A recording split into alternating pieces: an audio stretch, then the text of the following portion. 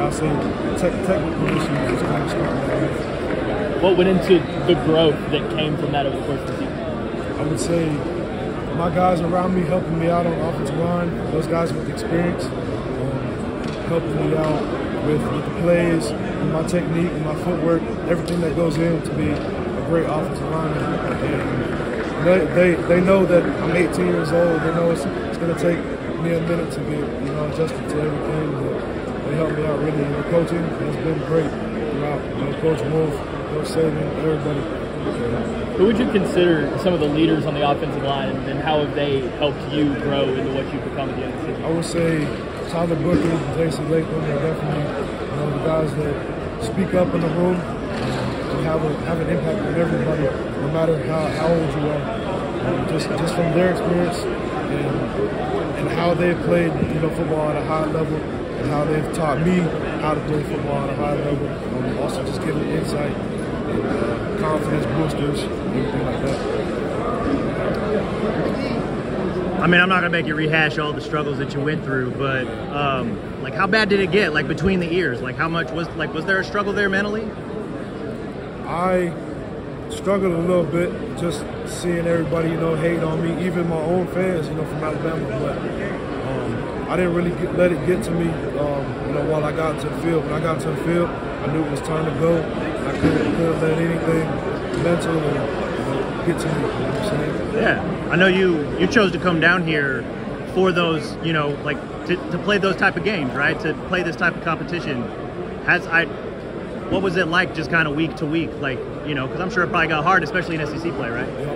Like I was saying, first week I got here, I remember vividly that Curtis Perry, number 97, defensive lineman, we were in a walkthrough period, and I got hit. You say walkthrough in high school, it's like you're walking around, literally. Walk through here, no pads on, still getting hit. It don't matter. Just had to figure out the hard way. But week by week, just like I'm saying, getting that confidence back. Yeah. Was there a game or a moment in practice or wherever where you were like, yeah, this is something I can do? I don't think so. No, there was no one moment. It was just gaining that experience and going against different guys. So I'd say maybe 3 weeks in, 3-4 weeks in, I kind of started getting it clicking, and gaining my confidence back and doing the things that I needed to do to provide for my team. Yeah, you early enrolled in January, put on like 30-40 pounds, man. What was the diet that went into that? Because that, even for a big dude, that's crazy. So in high school, I've never been on any supplements or anything like that. It was just my mom and dad, just helping me out on that. When I got here, got put on creatine, glutamine, started gaining like 20 pounds of muscle in the first month. And I'm like, wow, this is really a game changer. I started seeing my body change, just all the fat shredding off.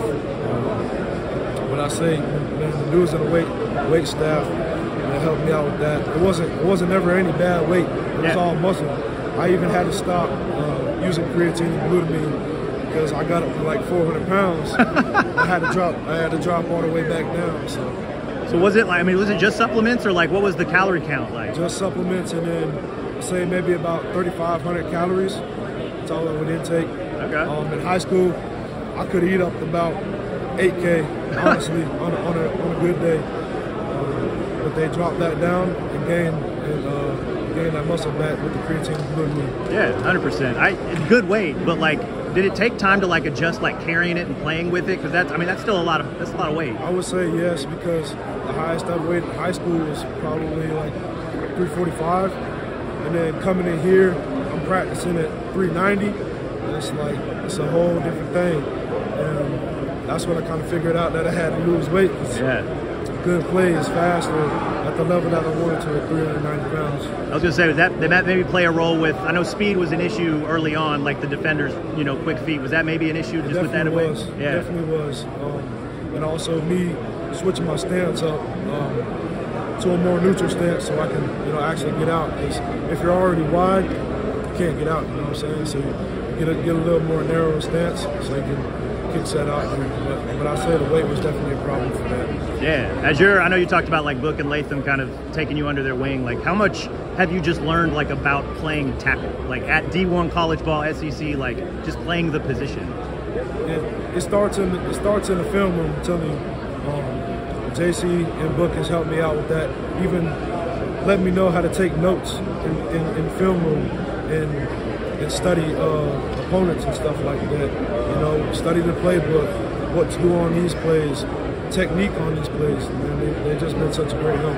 Yeah, because I know, like, you know, in high school, like, you get your hands on the guy, you win the rep, right? Yep. Like, not quite how it works here. So, like, I just wondered what that learning curve was like. Learning curve was definitely hard. Going against, you know, the best defensive ends in the nation, you know what I'm saying? Yeah. Versus, you know, some 6 foot, 195-pound Iowa defensive ends. Like, it's definitely not the same. Speed, strength, they're bigger, stronger, faster. Had to get adjusted to it. Yeah. Where do you feel like the biggest area of growth for you over the course of the year? Area of growth, I would say definitely the footwork. Yeah. Like you're saying, how I was slow off the ball in the beginning of the season. That's what I've kind of focused on, and, you know, actually getting back to my spot, settling down, getting my hands on. I'd say hand placement too, punching. Yeah. If you could go back to, you know, you on January 1 and give yourself some advice, what would you tell yourself? I would say keep your head down, stay focused. Don't let the outside noise get to you, because it did a little bit, not too much to the point where, you know, it was getting me down, but, you know, to the point where I was, you know, thinking about, you know, what some people said, but don't let it get to you. Stay confident, stay true to yourself, because you know what the ability you have. 100%. Hey, Kadyn, Chase Goodrow with Tuscaloosa News. How are you doing? Good. You mentioned that there wasn't, in your opinion anyway, there wasn't much of a real turning point or a moment where the light came on. Tommy Reese a couple days ago said that the Arkansas game was kind of a turning point for you. What do you think he meant by that? I would say that I was in a offensive line battle with another offensive lineman, and just kind of going through that, like, who wants it more? You know what I'm saying? I got switched in and out of the Ole Miss and the Arkansas games, just on how I was performing. After the Arkansas game, I gave up maybe like 1 or 2 sacks in that game, and that was kind of a return to part for me, because it's like, I want to provide for my team. I want to be the best for my team, so I got to get something right. Yeah, was it? I'm trying to remember the guy that gave y'all hell in that game. Number 40, maybe? Jackson? Landon Jackson. Yeah. Tough guy to block. Very, very tough. You know, big, athletic, strong. Going to go high in the draft. You know, respectful player. Yeah. I'm sure you've already answered this, but just walk me through your improvement from early September to now. I would say the confidence that my offensive line has given me, my coach has given me, the tips and reminders that I get every week, just going into the game days and stuff like that. But I'd say it's just my mindset, honestly, and the confidence that I have going into the games. Did you come into the year more confident as a run blocker than a pass blocker? I don't think so. I'd say kind of like equal, you know, kind of not, because I wasn't pushing guys off the ball, you know, at the start here, you know, because they're big guys, big defensive ends. Had to get adjusted to that. And pass blocking was kind of the same, you know, I was getting pushed around, just the same as I was run blocking, so kind of had to improve both of them. Who was the guy in practice in camp at Gainesville Spring that gave you your welcome to college moment? Dallas Turner. Dallas Turner. I mean, you go against him. He has such a great get off and such long arms that, I mean, I got long arms too. But if you don't get your hands on him before he does, the rep's over. Just telling you that right now. I got long armed in my chest. I couldn't even reach him. Got pushed back into the quarterback, sacked. Nothing I can do about it until I learn to get my hands on him first. Then the rep's over after that. How do you do that? How do you get the hands on him first? Time up. You just got to time up the punch. It's so hard timing up the punch with how long he is. You know what I'm saying? So just timing, pretty much. I know you.